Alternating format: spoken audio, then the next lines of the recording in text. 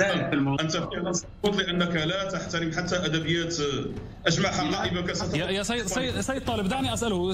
دكتور لو سمحت، سألتك سؤالا أريد أجاوب عليه إن تكرمت.